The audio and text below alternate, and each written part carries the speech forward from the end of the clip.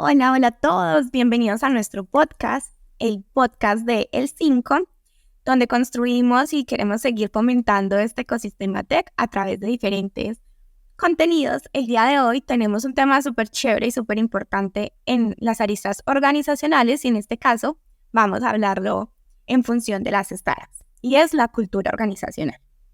Entonces, vamos a hablar un poquito de qué es la cultura organizacional, cómo puede uno influir en el éxito de una startup y todo eso a través de experiencias propias. Entonces, bueno, quería empezar contigo, Nat. Cuéntanos, ¿tú cómo consideras que influye o no influye la cultura organizacional en una organización? ¿Crees que es fundamental una buena cultura? Bueno, muy buenas tardes. Bueno, digamos que dentro de mi experiencia laboral, todas las empresas, así sea una persona o sean 500 personas, sí tienen una cultura, ¿cierto? Tienen un modus operandi, tienen una manera de trabajar que se va construyendo, obviamente, a medida de que la empresa crece. Entonces, cuando eres una sola persona, pues bueno, es como el yo con yo, ¿no? El emprendedor, estoy empezando, entonces, ¿qué tengo que hacer? Pues bueno, yo tengo que sacar adelante mi empresa y yo lo hago. A medida de que vamos creciendo, pues digamos que vamos generando las dinámicas de trabajo en el equipo, ¿cierto? Entonces, así definiría yo como la cultura organizacional, ¿cierto? Cómo son las dinámicas del trabajo en equipo. Ahora bien, las startups tienen algo muy particular y es que las startups siempre buscan el crecimiento rápido, el crecimiento exponencial y quieren ser globales. ¿Eso qué significa? Que no va a ser lo mismo tú trabajar en una startup, en una empresa que nace como una startup, a trabajar en una empresa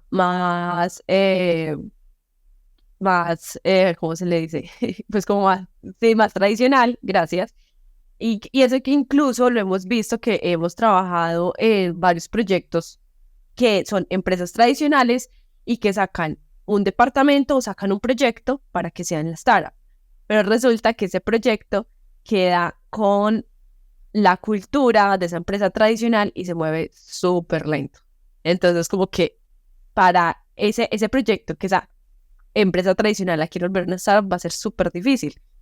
Y muchas veces toca incluso desligarla de la empresa y como que dejarla más bien que sea una empresa solita para que realmente pueda moverse a las velocidades que una startup necesita moverse.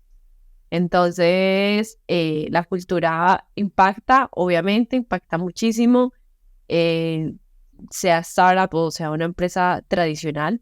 Y sí o sí, y por más cliché que suene, por más frase motivacional que tú veas en LinkedIn o en Instagram o donde sea, y es que de verdad la cultura va muy pegada al líder. Entonces, según la cultura, según cómo ese líder se desempeñe, según cómo ese líder trabaje, así van a trabajar sus empleados, porque ese es el ejemplo, ¿cierto? Entonces, esa sería pues como la acotación que daría aquí a esa pregunta. Porque también hay muchos factores ligados, no solo el trabajo en equipo, ¿cierto? Sino los valores, la comunicación. Entonces, como tú lo acabas de decir, desde ese liderazgo le puedes propiciar eso a tu empresa y no solo internamente, sino externa, porque hay flujos de comunicación, cultura organizacional que no solo, digamos, influyen en tu funcionamiento interno, que es lo que tú acabas de decir, como sacando un producto digital, en la velocidad que lo haces, sino también cómo te perciben al exterior o en el exterior, que ya habla un poquito de cómo te ve el público en el que tú estás enfocado.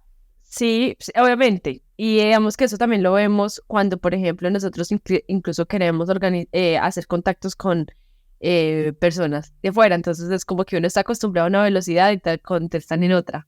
Entonces, pues obviamente creo que hay parte mucho de, bueno, entender un poco ese contexto y no parar. Porque pues muchas veces es como que a veces como que uno intenta o puede caer en error como, bueno, no, es que esta persona no me contesta, bueno, vamos a esperar y vamos a ir en la velocidad de este cliente, pero pues uno no se puede quedar solamente con esa opción, entonces que toca buscar más opciones y hacer e intentar que las cosas se muevan a la velocidad en que uno lo necesita o en la cultura, pues obviamente a la que estoy acostumbrado.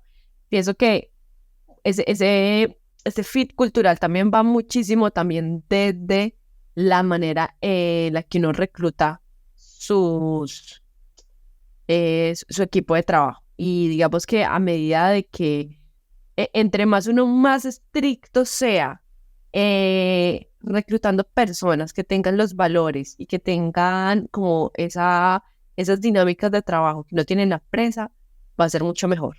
Porque si no, esa persona se va a aburrir muy rápido o podrá parar muchísimos procesos. Entonces, creo que eso es algo que uno tiene que tener muy claro también es, bueno, estoy construyendo una cultura, estoy construyendo una empresa, cuáles son los valores, cuáles son las cosas que me identifican a mí, cómo quiero yo trabajar y pensando en eso, así tienen que ser las características de las personas que voy a incluir en mi equipo. Súper, y Cami, desde tu experiencia en este ecosistema de startups, ¿qué consideras que es vital en las culturas organizacionales o qué piensas que puede mejorarse para que tenga un resultado más fructuoso, como lo dice Nat, también en el equipo de trabajo? Bueno, yo diría primero que la misma startup tenga muy claro cuál es su cultura, ¿sí? Porque muchas veces, obviamente, al ser startups, como estamos en constante iteración, en constante cambio, las cosas van cambiando. Nuestros comportamientos, nuestra manera de hacer un proceso puede cambiar a lo largo del tiempo. Pero es que la cultura es más como ese ADN, como eso que me representa a mí como organización, como entidad. Entonces, hay incluso entidades y startups que lo hacen tan bien que ya uno desde afuera sabe, digamos, a qué tipo de compañía pertenece una persona solo con el comportamiento de la persona, porque tiene ciertos comportamientos muy, muy de X compañía, o porque tiene ciertas motivaciones que son transmitidas por X compañía, ¿cierto? Entonces, eso por un lado, siento que es muy importante. Creo que toda cultura organizacional tiene que estar fundamentada, independiente de cuáles sean como los parámetros, tiene que estar fundamentada en el respeto de todos los empleados, entre todos. O sea, respeto entre pares, para mí es algo fundamental y siento que toda organización tiene que enfocarse mucho en que el respeto sea, yo diría que el pilar, ¿sí? Y ya adicional a eso, pues hay muchas cosas. Para mí lo fundamental también es la diversidad. Con diversidad no me refiero solamente a lo que hoy en día mucha gente dice, no, es que diversidad es que, por ejemplo, una empresa tech que éramos 80 hombres, tengamos 2 mujeres. No, diversidad es diversidad, no, en todo el sentido de la palabra, en pensamientos, en qué tipo de iniciativas te presentan los empleados, ¿cierto? Entonces,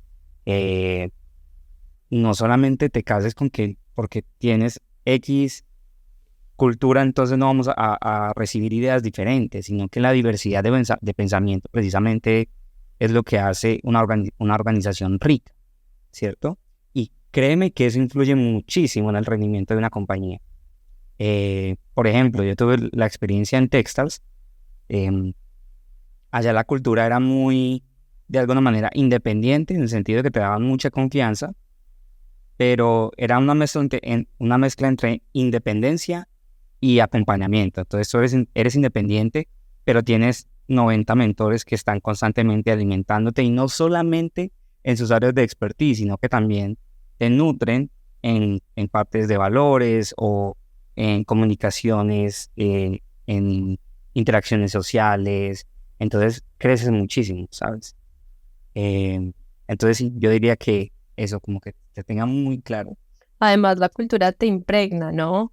O sea, por ejemplo, eso lo que Cami decía, y menos que en parte también. Por eso Cami termina en 5 y también pues nos dice, no, si alguien tiene dudas, díganmelo, yo los puedo ayudar. Estoy aquí asumiendo que en parte, pues obviamente también es como por esas dinámicas que tuviste allí, ¿no?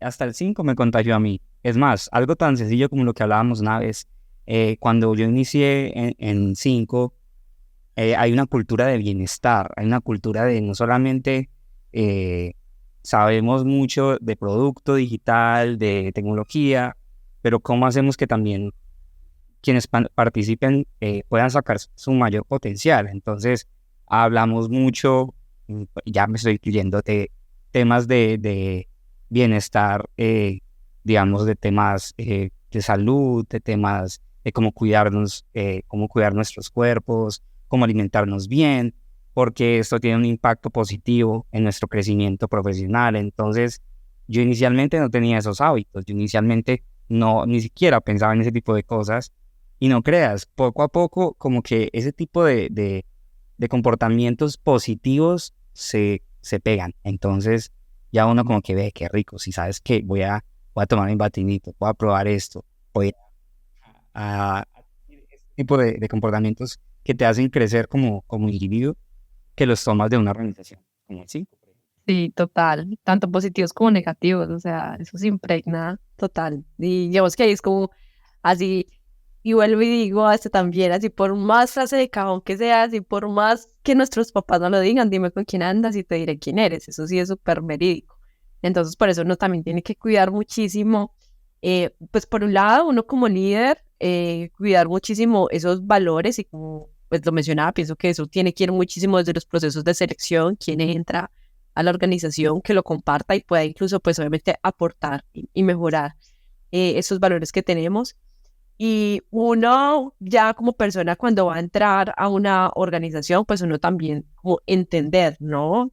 Como bueno, aquí cómo les gusta trabajar, qué es lo más importante, cuáles son los valores que lo identifican, porque pues también es cómo me cuido yo y me blindo de cosas que no quiero, o cómo me cuido yo y hago parte de algo que pues, me pueda hacer crecer. Y como decía Camilo, te retroalimenta en muchos aspectos. En algún momento yo también se lo comuniqué a Natalia. Yo sentía un constante como reto de aprender algo que yo no conocía, ¿cierto? Pero complementarlo con lo que yo sí conocía. Entonces, para mí personalmente, por ejemplo, pienso que este tipo de cultura de liderazgo es el que hace crecer mucho a la persona, no solo profesionalmente, sino personalmente, en conjunto con sus habilidades blandas. Y aquí va como la otra pregunta que les quería hacer como para dar un contexto general en las startups. ¿Cuál es el liderazgo que sobresale en este tipo de organizaciones? ¿Un total independiente o bueno, te llevan un proceso acompañado y te sueltan? ¿O cómo? Yo quiero hablar algo ahí muy puntual, y es desde mi experiencia en el área tech y de producto. Sí, probablemente no tenga otra perspectiva, pero a medida que he crecido en mi carrera profesional como desarrollador, me di cuenta de algo que me rompió, mejor dicho, me abrió la mente, y es que cuando tú quieres alcanzar un nivel de seniority, que seniority entiéndase por el nivel de experiencia que tienes en tecnología, cuando van a contratar a un desarrollador, buscan que sea junior, mid o senior, ¿sí? Es como por niveles. Y descubrí que realmente lo que te hace a ti senior es tu capacidad de mentorear a otras personas. Ni siquiera el que seas el programador más teso del mundo, no, es tu capacidad de cómo transmites ese conocimiento a otros y de cómo logras que se alineen con los lineamientos de la compañía. Tu capacidad de liderazgo, ¿verdad? Entonces, si tú tienes esa capacidad de liderar un equipo, y bueno, entonces respondiendo a tu pregunta, ¿cómo es ese líder? Tiene que ser una persona que lidere desde el ejemplo, que lidere desde el respeto, desde la tolerancia, que pasa mucho en empresas de tecnología. Algunas no tienen la tolerancia suficiente para acoger personas que apenas están iniciando en el mundo y que probablemente no tengan no sean los más expertos, pero de qué manera tú los abordas para que puedan ser expertos, para que puedan realmente aportarle a la organización. Entonces, para mí un líder que sea que tenga la suficiente capacidad de mentorear a otros, que sea capaz de tomar decisiones difíciles, porque eso es algo muy complicado también. Tienes que saber cuáles son tus límites, tienes que saber hasta dónde soy tolerante, hasta dónde puedo ir, ¿cierto? Entonces, también ser un buen líder es saber cuándo decir que no, es saber cuándo decirle a una persona que no va por el camino correcto, o incluso a ti mismo, es saber reconocer tus errores, saber agachar la cabeza y decirle a tu equipo, muchachos, esta recae en mí y yo, lo siento, pero seguir adelante, ¿sabes? Es buscar soluciones. Para mí es el líder que más puede guiar a una organización a que la rompa. Digamos que soy muy de acuerdo con Cami. Definitivamente, pues a la final el líder es el que construye la cultura, o los líderes, ¿cierto? Los diferentes líderes. Pero hay algo que yo sí he notado, digamos que en las diferentes startups, con los amigos que uno tiene, que uno pues obviamente va hablando, y es que las startups tienen algo muy particular, y es que cuando tú entras a una startup es como que tú aprendes de todo, porque como por lo general los equipos son pequeños, entonces no es como que, bueno, solo ser el desarrollador y ya, no. O sea, si el diseñador está súper ocupado o algo, te tocó inventarte un diseño o algo así para poder entregar la fecha final, y el diseñador después lo organiza, o das ideas en mercadeo porque ya estamos lanzando. Entonces como que todo lo vuelve así, como que todo converge alrededor del producto para poder que el producto salga adelante. Entonces eso lo hace pues por un lado muy bonito, y te obliga a ti como que de verdad a crecer un montón, porque cuando tú tienes un perfil. Entonces digamos que yo venía, yo cuando yo estudié pues diseño de medios interactivos, que es toda la parte de UX UI, pero cuando yo me gradué de la universidad, yo me metí de lleno, fui al mercadeo digital. Entonces yo empecé a trabajar mucho en mercado digital era algo pues que me encantaba muchísimo. Y las cosas de la vida me devolvieron a producto, y entonces como haber entendido mercadeo y ahora producto y tener bases de programación, o sea, como que todo eso te hace como y entrar a las startups es como que coges todo ese conocimiento y tú sientes que aprendiste un montón en 6 meses, en un año, y es como que ¿a qué hora yo aprendí todo esto? Entonces, eso como que eso solamente te lo va a dar una startup, o sea, una empresa tradicional no, porque tú vas pasito, pasito, pasito, pasito, vas muy suave. Y lo otro que también veo que quizás no es como cultural, pero sí, bueno, sí puede ser cultural, pero creo que es algo que las personas que quieren empezar a trabajar en esta industria tienen que tener en cuenta, que hay que ser súper, ¿cómo decirlo? Saber lidiar con los cambios, ¿sí? Y saber dejar ir. Porque entonces tú empiezas con un producto, entonces en mi caso, entonces estoy diseñando algo. Entonces lo diseñamos y probamos y resulta que no.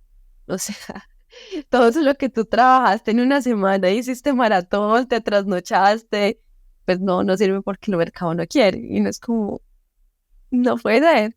O uno está así trabajando y sucedió algo. No sé, llegó un nuevo socio, encontramos otra oportunidad, entonces toca voltear todo el plan de trabajo de un día para otro, o incluso de una mañana a una tarde.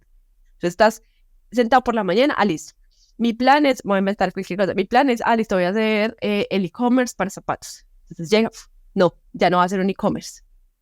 Vamos a hacer un portal de llamadas para vender zapatos, y uno es como, ¿qué?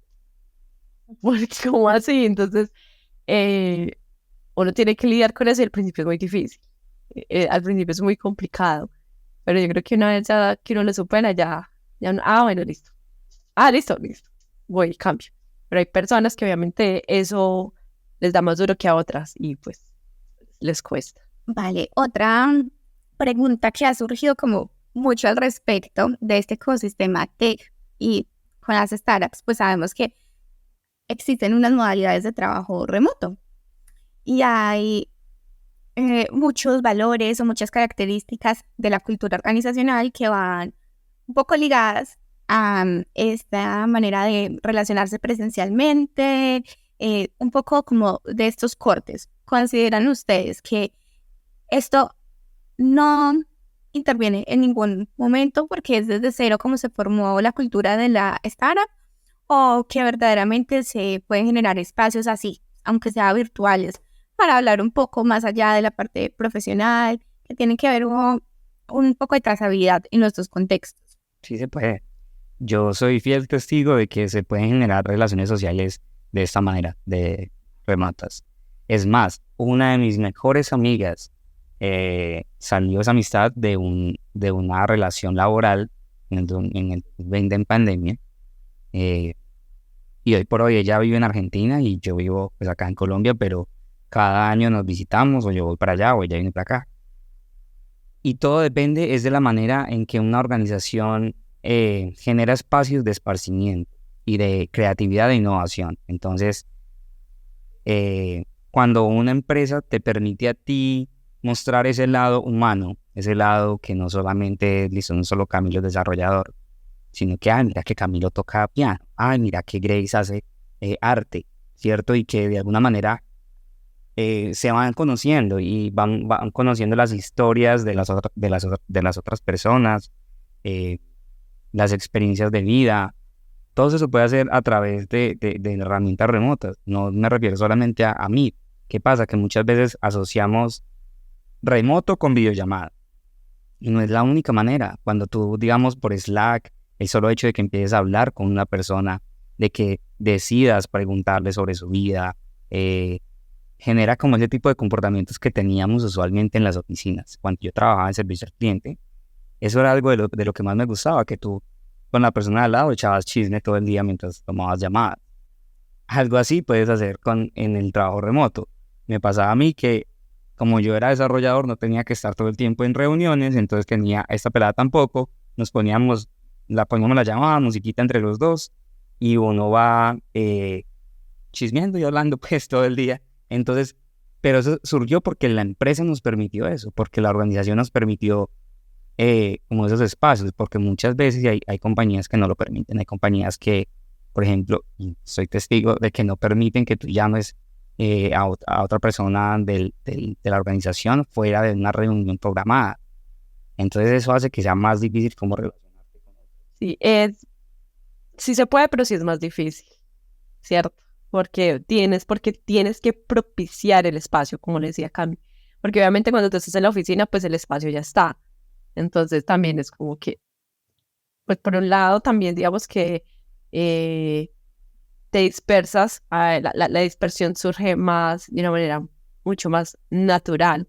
Entonces, claro, digamos que eso siempre ha sido algo que hemos hablado, digamos que en general con las personas, y es como, bueno, uno cómo logra hacer una cultura fuerte en remoto, porque o si no, pues el equipo se vuelve una cosa como súper transaccional, porque ya es como que, bueno, realmente no me importa si este producto es exitoso o no, mientras me paguen. O sea, me pagan, yo cumplo la tarea y ya, pero entonces no voy a aportar en ideas, no me voy a involucrar, no, si hay un momento de lanzamiento y necesitamos a todas las cabezas pensando, no voy a dar mi máximo potencial, porque la relación se vuelve totalmente transaccional. Cuando pues el reto está en lo que decía Camila, bueno, ¿cómo puedo propiciar espacios para mi equipo de trabajo? Algo tan sencillo como, por ejemplo, incluso la semana pasada, el viernes, como, bueno, vamos a jugar a Among Us. O sea, así como tal. Entonces, incluso tú con ese juego, o sea, a pesar de que es algo pues como súper sencillo y tal, uno se da cuenta, ay, no, uy, esto está como súper sádico, o esto es muy competitivo, o bueno, o sea, no se va dando cuenta de las personalidades y todo eso. Y también creo que otra cosa también que puede ser y que ayuda a las compañías es cuando hacen los offsites, ¿cierto? Cuando hacen como esos encuentros presenciales. Hay unos pues que lo hacen por ejemplo una vez al año porque pues el equipo está muy lejos y pues obviamente es un poco más costoso, o cuando están por ejemplo en el mismo país, entonces lo pueden hacer un poco más recurrente, y que son los encuentros presenciales, y en esos encuentros presenciales se hacen relaciones muy fuertes, y además porque es como que tú como que, wow, llevo, no sé, 10 meses trabajando con esta persona y la veo en persona, sí, entonces ya como que, Uno de los puntos, ya como para ir finalizando, más repetitivos con base a este tema, ha sido cómo las empresas se preocupan o no, en este caso, la pregunta es las startups, cómo identifican o no, se preocupan o no por potenciar las habilidades de su equipo de trabajo, ¿cierto? Porque entonces su equipo de trabajo tiene habilidades en tal área, pero le falta un poco de refuerzo en esto. Las startups normalmente acuden a hacer un tipo de acompañamiento o lo manejan de otra manera. La gran mayoría, pues, desde mi experiencia, uno de los valores más importantes de las startups es la flexibilidad y la independencia. Ojo, no estoy diciendo que siempre te van a dejar morir, no. Pero es la capacidad de que tú tengas autonomía de aprender y buscar soluciones por tu cuenta. Porque como tú estás en un entorno sumamente cambiante y donde todo, yo siempre hago la analogía del muñequito, el perrito que está en llamas. Casi siempre uno está así. Entonces todo el tiempo la compañía, digamos el CEO, si es una startup de 4 personas, el CEO está enfrascado en levantar capital, está hablando con clientes, está haciendo no sé qué, el de producto está haciendo campañas de marketing, bueno, todo. Y termina el de desarrollo y diseño haciendo cosas que, como decía Nat, de pronto no son de su área, pero le toca. Entonces que tú esperes en una startup como que estén ahí, como muchas veces en empresas tradicionales que te llevan, que el training, que ven de la mano, que ven, hagamos tal cosa, o que te van diciendo como, venga, hoy ¿qué tienes para hacer? No, eso no es así. Realmente necesitan que tú tengas autonomía, que tengas iniciativa, que tú estés constantemente como, bueno, ¿qué hay para hacer hoy? Bueno, él está ocupado haciendo esto, pero los objetivos de la empresa esta semana son tales. Entonces, ¿qué puedo hacer yo para de alguna manera cumplir esos objetivos? Entonces, es como que uno mismo, suena feo, pero es como los multiniveles, uno mismo es su propio jefe, entonces uno mismo tiene que organizarse para cumplirse a sí mismo y cumplir la empresa, ¿sí? Entonces, yo diría que de las cosas más importantes es eso, que tengas la capacidad de ser autónomo y de tener esa iniciativa propia de hacer las cosas. Bueno, chicos, gracias por este contexto que nos han brindado un poquito sobre toda la parte de la cultura organizacional en este mundo startup. También por traernos a colación sus experiencias, no solo como partícipes de estas organizaciones, sino también como líderes, porque como lo dijeron en algún momento, todo es un proceso bidireccional, ¿cierto? Y uno aprende también cuando enseña y viceversa. Entonces, muchísimas gracias. Esperamos que a todos les haya gustado mucho este tema, que puedan aprender al respecto. Recuerden que nuestro podcast sale cada semana en nuestro canal de Spotify y que además en nuestras redes sociales siempre estamos hablando un poquito al respecto, con capsulitas al respecto. Entonces estamos muy conectados con ustedes.